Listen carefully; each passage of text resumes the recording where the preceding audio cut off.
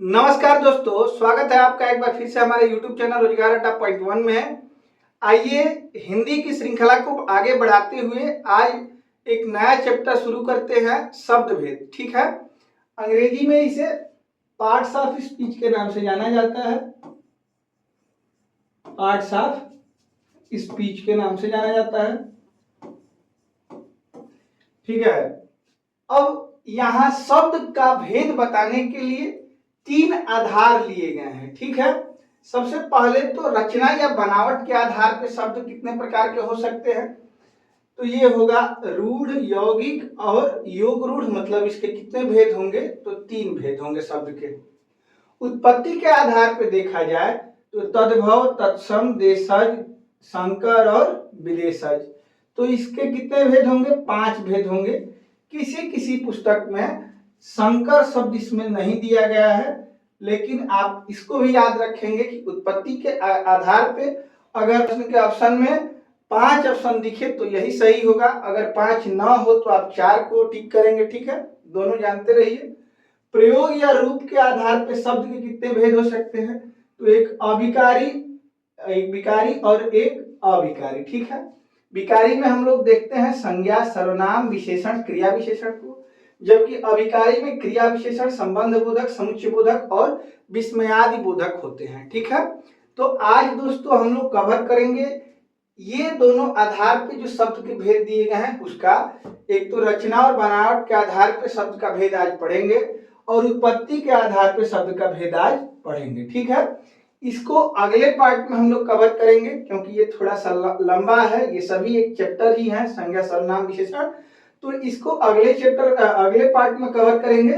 आज देखते हैं रचना बनावट के आधार पे और उत्पत्ति के आधार पे शब्द के भेद। सबसे पहले शुरू करते हैं, रचना या बनावट के आधार पे शब्द भेद कितने होते हैं।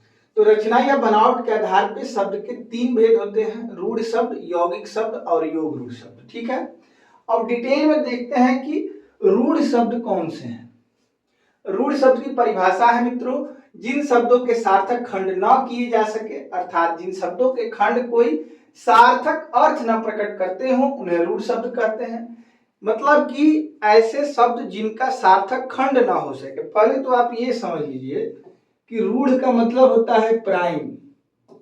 अंग्रेजी में आपने गणित में प्राइम नंबर के बारे में जरूर पढ़ा होगा, प्राइम नंबर या अभाज्य। ठीक है, तो रूढ़ को अभाज्य भी कह सकते हैं। मतलब इसका खंड होगा तो ये सार्थक नहीं हो सकता।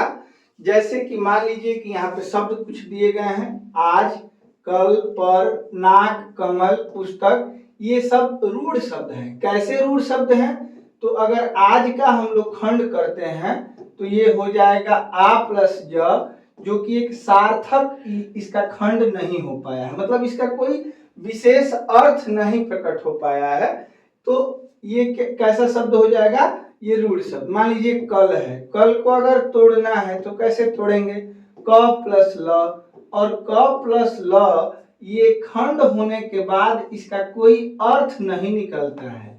तो ऐसे शब्द जिनका खंड ना हो सके, जो तोड़े ना जा सके, मतलब कि तोड़ा तो किसी को भी जा सकता है लेकिन उसका कोई विशेष अर्थ नहीं होगा, तोड़ने पे उसका कोई विशेष अर्थ नहीं मिल पाएगा, ऐसे शब्दों को क्या कहते हैं, रूढ़ शब्द कहते हैं। ठीक है, आप लोग स्क्रीनशॉट लेते चलिएगा ताकि आप लोग कॉपी पे नोट कर सके। इससे मैं आगे एमसीक्यू भी कराऊंगा तो उसमें आपको ये मदद देगा। आप लोग ध्यान से पढ़िए, साथ में बने रहिए, निश्चित रूप से आपको ये क्लियर हो जाएगा। और इससे परीक्षाओं में बहुत सारे प्रश्न पूछे जाते हैं। ठीक है, हर परीक्षा में इससे प्रश्न पूछे जाते हैं। ठीक है, यौगिक शब्द देखते हैं, ऐसे शब्द जो 2 या 2 से अधिक सार्थक शब्दों के मेल से बने हैं यौगिक शब्द कहलाते हैं। इनके खंड सार्थक होते हैं।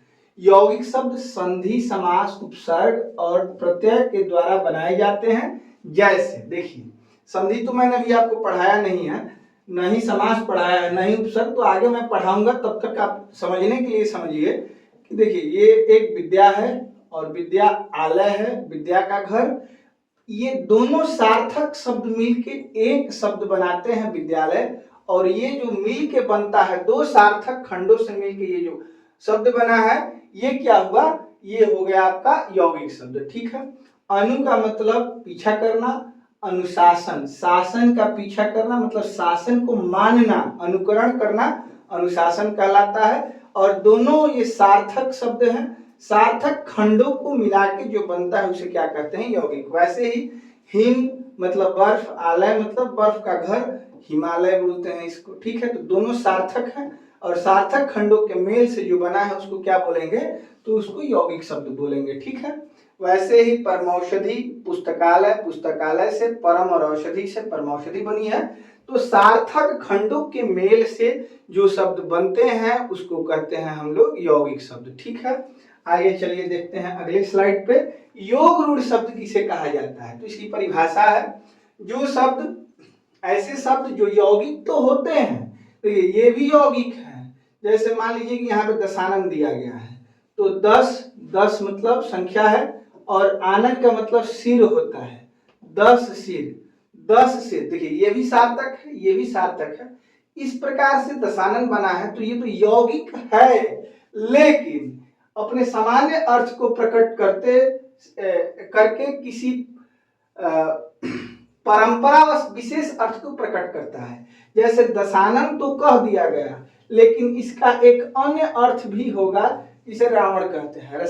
रावण को ही दशानन कहा जाता है। जैसे 10 सिर किसके हैं, तो केवल रावण ही ऐसा विशेष व्यक्ति था जिसके 10 सिर थे। तो देखिए इसका एक तीसरा अर्थ होगा। देखिए 10 आनंद मतलब बनेगा दशानन, लेकिन इसका कोई और अर्थ भी होगा, तो इसको क्या कहेंगे, योग रूढ़ शब्द कहेंगे। ठीक है, जैसे मान लीजिए यहाँ पे दिया गया है लंबोदर, लंबोदर, लंबोदर का मतलब लंबा उदर, लंबा उदर। किसका है लंबा उदर, बड़ा पेट किसका है, तो गणेश जी का है।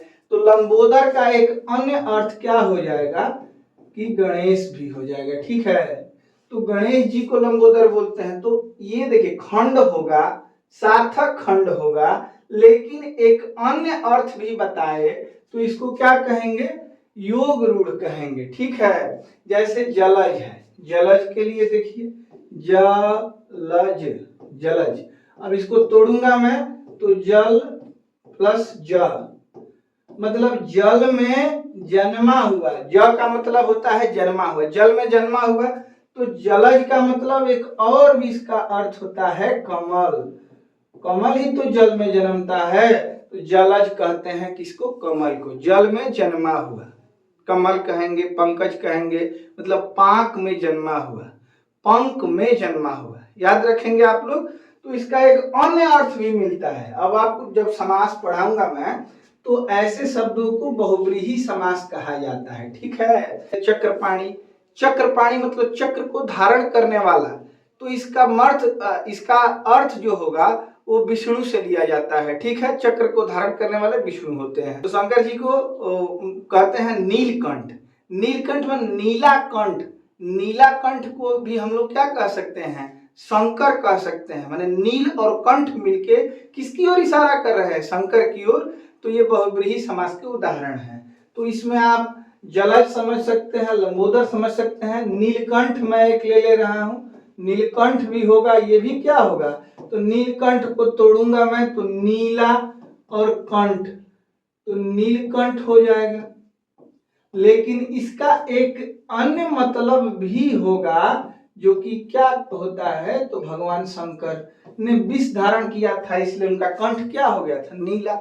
तो इसमें आप यही ध्यान रखेंगे कि होगा सार्थक खंड, लेकिन कोई अन्य अर्थ भी इसका निश्चित रूप से होगा, तो इसे हम कहेंगे योग रूढ़ शब्द। ठीक है, आगे चलते हैं, देखते हैं उत्पत्ति स्रोत के आधार पर, उत्पत्ति या स्रोत के आधार पर शब्द भेद क्या हो सकते हैं। तो इसके 5 भेद होते हैं। ठीक है, ये देखिए डबल हो गया है थोड़ा। ठीक है, तो उत्पत्ति या स्रोत के आधार पर शब्द के 5 भेद होते हैं। पहला तत्सम, दूसरा तद्भव, तीसरा देशज, चौथा संकर और 5वां विदेशज, या इसको आप लोग याद रखेंगे आगत भी कहते हैं। क्या कहते हैं, आगत, मतलब विदेशी, बाहर से आए हुए। आगत का मतलब बाहर से आए हुए। अब इसका डिटेल देखते हैं आगे। तत्सम, तत्सम तत् और सम से मिलके बना होता है। तत्सम शब्द का अर्थ है उसके समान। तत् का मतलब क्या होता है? तो उसके, और सम का मतलब क्या होता है? समान। किसके समान? तो संस्कृत के समान, संस्कृत के समान, अर्थात संस्कृत के समान। संस्कृत भाषा में जैसे शब्दों को प्रयोग किया जाता है, अगर वैसे ही हिंदी में भी प्रयोग किया जाए तो उसे तत्सम शब्द कहते हैं। जैसे आप लोग जैसे अभी टीवी पे रामायण दे रहा था या महाभारत दे रहा था, तो उसमें जो जैसे बोलते हैं लोग, उसमें बहुत ज्यादा तत्सम शब्दों का प्रयोग होता है। ठीक है, तो आप लोग उस पर भी थोड़ा एक बार गौर जरूर करिएगा, क्योंकि उसमें सारे शब्द तत्सम बोले जाते हैं। 99% शब्द क्या होते हैं? तत्सम। मतलब जो संस्कृत में प्रयोग हुए हैं शब्द, वैसे ही उठा के हिंदी में भी प्रयोग कर दिया जाए तो उन्हें तत्सम शब्द कहते हैं। जैसे देखिए, जो शब्द संस्कृत से हिंदी में बिना किसी परिवर्तन के ज्यों के त्यों लिए गए हैं, उन्हें क्या कहते हैं? तत्सम शब्द कहते हैं। जैसे आम न कह के आम्र कह दिया जाए। हरिद्रा, हरिद्रा का मतलब, हरिद्रा का मतलब हल्दी की बात की जा रही है, तो संस्कृत में हरिद्रा बोलते हैं। गोमल, गोमल का मतलब गोबर होता है। ठीक है, तो जैसे ये संस्कृत में शब्द यूज हुए हैं, वैसे ही क्या हो जाएंगे, हिंदी में भी अगर यूज हो जाएंगे तो उसको क्या कहेंगे? तत्सम शब्द कहेंगे। तत्सम और तद्भव की मैं अलग से एक वीडियो लाऊंगा। कोई ऐसा एग्जाम नहीं जहां तद्भव और तत्सम नहीं पूछे जाते हैं, तो मैं जो इंपॉर्टेंट क्वेश्चन है पहले कहीं ना कहीं परीक्षाओं में पूछे गए हैं, वही तद्भव तत्सम के क्वेश्चन की सीरीज एक मैं लेके आऊंगा इस वीडियो के बाद, तो उसमें भी आप लोग जुड़े रहिएगा। पहले परिभाषा समझ लेते हैं। तद्भव का मतलब होता है तद और भव। तद्भव शब्द का अर्थ है उससे होना, अर्थात संस्कृत से उत्पन्न होना। जो शब्द संस्कृत और प्राकृत से विकृत होकर, मतलब थोड़ा सा अपना रूप परिवर्तित करके हिंदी में आए हैं, वे तद्भव शब्द कहलाते हैं। अर्थात जो शब्द रूप परिवर्तन के बाद संस्कृत से हिंदी में आए हैं, वही शब्द तद्भव शब्द कहलाते हैं। ठीक है, जैसे आम्र के लिए मैंने आम बताया था, हरिद्रा के लिए हल्दी, गोमल के लिए गोबर बताया था, और सूची का मतलब सुई, सुई होता है, क्या बोलेंगे? सूच बोलेंगे। तो तत्सम तद्भव शब्दों पर विस्तार से चर्चा तद्भव तत्सम के अंतर्गत आगे किया गया है, मैं करूंगा अगले पार्ट में। ठीक है, आइए चलते हैं अगले शब्द भेद पे। देशज शब्द, देशज का मतलब होता है, देशज को अगर आप तोड़ेंगे तो ये हो जाएगा देश प्लस ज। ज का अर्थ मैंने बताया जन्मा हुआ, जन्मा हुआ। देशज शब्द वे शब्द हैं जो लोकल एरिया में बोले जाते हैं, जैसे क्षेत्रीय भाषाओं में इन शब्दों का प्रयोग ज्यादा होता है। देशी जो कहते हैं, देश में जन्मा हुआ, ऐसे शब्द देश में जन्म लेने वाली भाषा। जिन शब्दों की उत्पत्ति का पता नहीं चलता उन्हें देशज शब्द कहा जाता है। ये शब्द संस्कृत एवं विदेशी भाषाओं के शब्दों से अलग क्षेत्रीय प्रभाव के कारण परिस्थिति एवं आवश्यकता अनुसार बनकर स्वतः प्रचलन में आ जाते हैं। ठीक है, अब इसका अगर आपको उदाहरण देखना है तो देखिए, झाड़ू, ठीक है, पगड़ी, ठेठ, झोला, ये बहुत इंपॉर्टेंट है, आप लोग इसको जरूर नोट कर लीजिएगा। और इसका प्रयोग देशज के आधार पे जो करते हैं, एक बार जरूर जब प्रयोग करेंगे थोड़ा एक बार इसके बारे में गौर करिएगा कि कहां से आए हैं। तो ये क्षेत्रीय शब्द हैं, हर जगह पे ये बदलते रहते हैं। ठीक है, तेंदुआ, चिड़िया, कटरा, ठीक है, फिर ठठेरा, कटोरा, खिड़की, ठुमरी, जूता, कलाई, फुनगी, थोथा, खचाखच, खराटा, झोरा, छोरा, डाब, पेड़, डोंग, डिबिया, खिचड़ी, खखरा, अंटा, लोटा, चषक, लथपथ, पेट, किलकित, धड़ाम आदि। तो इसको याद करने के लिए आप ट्रिक भी बना सकते हैं कि ठेठ लोग क्या करते हैं? पगड़ी बांधते हैं। ठीक है, फिर अपने झोले में लोटा लेकर कहाँ चले जाते हैं, पेड़ के नीचे बैठते हैं। और ये ठठेरा क्या बेचता है, कटोरा बेचता है, जिसमें लोग क्या खाते हैं, खिचड़ी खाते हैं। खैर यहाँ खिचड़ी यहाँ पे दिया गया है, तो ठठेरा बेचता है कटोरा, इसमें लोग खाते हैं खिचड़ी। ठीक है, तो ऐसे आप लोग ट्रिक भी इसकी बना सकते हैं कि जो देशल के लिए ठेठ लोग जो होते हैं वो पगड़ी बांधते हैं, अपना झोला लेते हैं, झोले में क्या डालते हैं, लोटा डालते हैं और जाके पेड़ के नीचे बैठ जाते हैं। वैसे ही ठठेरा कटोरे को बेचता है ठठेरा, और कटोरे में बैठ के लोग क्या खाते हैं, खिचड़ी खाते हैं। तो इसका ट्रिक मैं आपको आगे जरूर बताऊंगा, लेकिन ये अगले वीडियो में, इस वीडियो में हम लोग केवल परिभाषा देखेंगे और इसका जो मूल जो कंसेप्ट है उसको समझेंगे। ठीक है, क्वेश्चन के लिए और ट्रिक के लिए आप अगले वीडियो का इंतजार करेंगे, उसमें मैं लेके आऊंगा, सभी का ट्रिक बना के लाऊंगा। ठीक है, दो भाषा के शब्दों से मिलकर बना शब्द संकर शब्द होता है। हाइब्रिड आपने समझा होगा, हाइब्रिड को संकर कहते हैं, मतलब कि दो अलग अलग भाषाओं से मिला के जिन शब्दों का निर्माण हुआ है, जैसे अंग्रेजी में ले लीजिए रेल, और ये ले लीजिए गाड़ी। रेलगाड़ी जो बनी है दो भाषाओं के शब्द से बनी है, तो हिंदी की गाड़ी और अंग्रेजी की रेल, इंग्लिश की रेल, दोनों मिलके क्या बन चुकी है अब, तो रेलगाड़ी। ऐसे शब्द हाइब्रिड मतलब संकर शब्द होते हैं। छायादार देखिए, छायादार है ये, ठीक है, ये दो भागों से बना है। एक छाया जो कि संस्कृत का शब्द है, दार फारसी का शब्द है, रेल अंग्रेजी और गाड़ी हिंदी का। ठीक है, अब टिकट अंग्रेजी का शब्द है, घर हिंदी का शब्द है, अश्रु हिंदी का शब्द है, और गैस, अश्रु गैस होता है ना, तो ये अश्रु हिंदी का, गैस हिंदी का, अंग्रेजी का। पान हिंदी का, दान माने पान को रखने वाला, फारसी का। सील अंग्रेजी का, बंद फारसी का।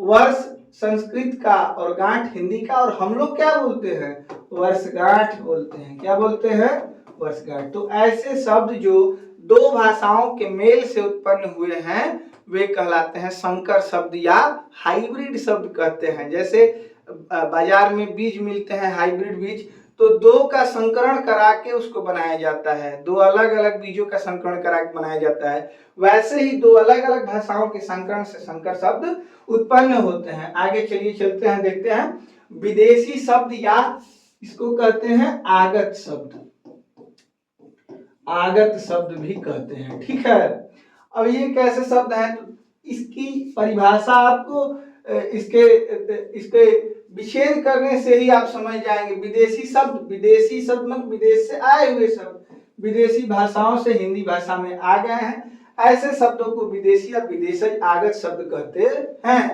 अब जैसे इसमें अलग अलग विदेशी भाषाएं हैं, जो लोग हमारे यहाँ आते जाते रहते हैं, कोई ना कोई शब्द छोड़ के जाते हैं। वैसे भी हमारे यहाँ बाहर के लोगों ने बहुत समय तक शासन किया है और बहुत शब्द हमको दे के गए हैं। ठीक है, जैसे सबसे पहले सबसे ज्यादा जिसने शासन किया है अंग्रेजी भाषा के शब्द, appeal, officer, ice cream, cycle, engineer, doctor, hospital, ticket, tube light वगैरह वगैरह, जिसका अंग्रेजी तो हम जानते हैं, हिंदी बताने में असमर्थ रहते हैं। जैसे इसको हम लोग अभियंता कहते हैं, डॉक्टर को चिकित्सक कहते हैं, लेकिन जनरली कोई अभियंता ना कह के सीधे सीधे इंजीनियर का प्रयोग हो जाता है, डॉक्टर का प्रयोग हो जाता है। हिंदी के पाठों में आप डॉक्टर शब्द देखे होंगे, बहुत रेयर ही आपको कहीं किसी कविता कहानी में चिकित्सक मिलेगा। ठीक है, तो ऐसे शब्द जो हिंदी में भी प्रचलित हो गए हैं वे क्या होते हैं, विदेशी शब्द कहलाते हैं। है तो ये दूसरी भाषा के, लेकिन ये प्रचलित हो गए हैं हिंदी में। ठीक है, अरबी भाषा के कुछ शब्द हैं, जैसे अखबार हर घर में यूज होता है, इत्र, कागज, कानून, किताब, तमाशा, जुलूस, जलसा, ये सब क्या अरबी भाषा के। फारसी भाषा के शब्द आसमान, अफसोस, आतिशबाजी, दुकान, अदा, आबरू, अनार, आवाज। वैसे ही ये भी देख लीजिए, कुर्ता, कैंची, कुर्ता कैंची, चाकू, तोप, बंदूक, बारूद, बेगम, कुली, चेचक, उर्दू, मुगल। ठीक है, तो आपके लिए यहाँ मैं एक प्रश्न छोड़ के जा रहा हूं, आप लोग कमेंट करके इसके बारे में हमको जरूर बताइएगा। अब ये बताइए आप कि हिंदी ये किस भाषा का शब्द है? अब ये मत कहिए कि हिंदी भाषा का शब्द है, जी नहीं, इन्हीं में से किसी एक भाषा का शब्द है हिंदी, ये आप लोग कमेंट करके बताएंगे। अगले पे चलते हैं, देखते हैं चीनी शब्द क्या है। तो चाय, चीन, चीकू, लीची, ये सब चीनी शब्द है। जापानी शब्द क्या है? रिक्शा, झम्पान, सायोनारा। ठीक है, तिब्बती भाषा में चुंगी, चुंगी कर लिया जाता है ना, तो चुंगी कहाँ का शब्द है? तिब्बत का। डच भाषा के शब्द बम, तुरूप, ड्रिल। स्पेनिश भाषा के शब्द सिगरेट। ठीक है, आप इसको जरूर याद रखेंगे। जब परीक्षाएं कठिन होती है तो विदेशज शब्द पूछे जाते हैं या देशज शब्द पूछे जाते हैं। परीक्षाएं जब आसान होती है तो तद्भव तत्सम पूछा जाता है। तो मित्रों, आपसे मैं ये अनुरोध करूंगा कि आप ऐसी तैयारी करिए ताकि आप कठिन परीक्षा में प्रश्नों को कर पाएं। ठीक है, क्योंकि जो जनरल क्वेश्चन है या आसान क्वेश्चन है वो आपके मेरिट में परिवर्तन नहीं कर पाते हैं। जो कठिन क्वेश्चन है, जो आपको लगेगा कि ये कौन याद करेगा, ये किससे याद होगा, वही आपको याद करना है। अगले वीडियो में मैं आपको इन सभी का ट्रिक बताऊंगा, स्पेशली देशज का और विदेशज का ट्रिक बताऊंगा, और तद्भव तत्सम के लिए अलग से एक वीडियो बनाऊंगा, उसमें भी आप लोग मेरे साथ जुड़े रहिएगा।